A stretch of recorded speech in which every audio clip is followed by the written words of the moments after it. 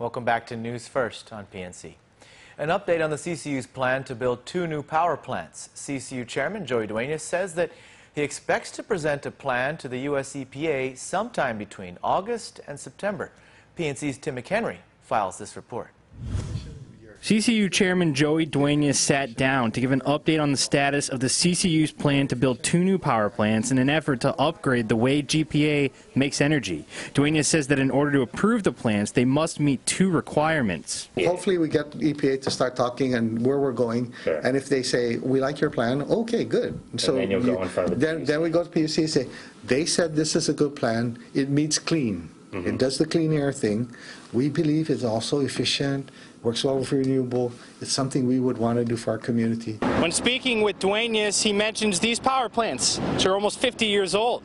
He says that the plan is approved by PUC. The new power plants will be more efficient and ready to handle renewable energy when the time comes. The plan to build 2 new plants, which was initially denied by the PUC back in January, was conceived because the U.S. EPA said that GPA's old combined cycle generators were pumping too much pollution into the air.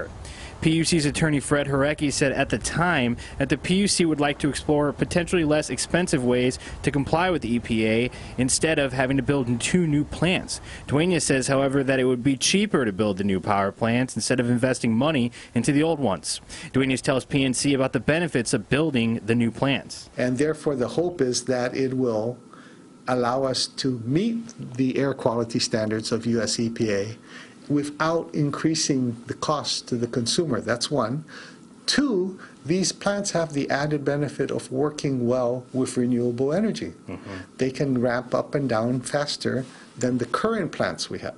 Duenas is referring to a combined cycle unit. The new power plants, if approved, will be more efficient and will work with better renewable energy. Currently, one issue with renewable energy is that the energy is intermittent. It's not continuous. With the new combined cycle generators, it will allow for renewable energy to be more robust, according to Duenas.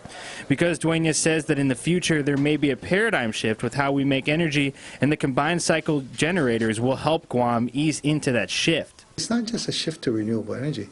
There's going to be a shift to a new way of making energy. Now, whether it's a combination of renewable energy with some sort of energy storage, I don't know what that looks like, but that's where the technology is going to go to eventually. But between then and now, we need something that meets air quality standards, that's cleaner for the community right now, and that allows us to grow with renewables. For PNC News, I'm Tim McHenry. Duenas says the next step is talking to the U.S. EPA. Once the U.S. EPA approves of the plan, then Duenas will have to go back to the PUC to present the plan to them. Stay tuned to PNC for more on this issue. In other news, continuing with the latest news on the I-80 downed underwater sea cable, which has caused many people to experience severe communications issues in Guam and in Saipan. According to the latest press release by I-80, the repair ship is at the damaged cable, and repairs on the cable have begun. I-80 says they expect the repair to be done over the weekend. According to an earlier press release issued by I-80, the repair ship, which departed Taiwan 8 days ago, arrived in Saipan earlier today. The repair ship, which was supposed to arrive on Wednesday, was apparently held up due to rough seas. This, according to an earlier release. I-80 has yet to identify a cause of the break in the cable. Yesterday, the Consolidated Commission on Utilities selected their new general manager of the Guam Power Authority.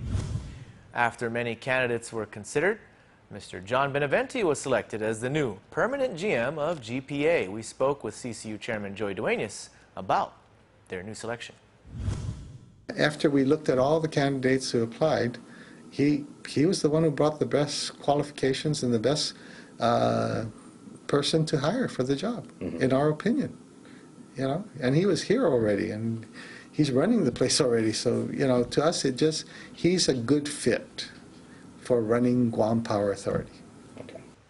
While they now have a permanent GM, GPA is still on the hunt for their next CFO candidate as they continue to address the many needs of their agency.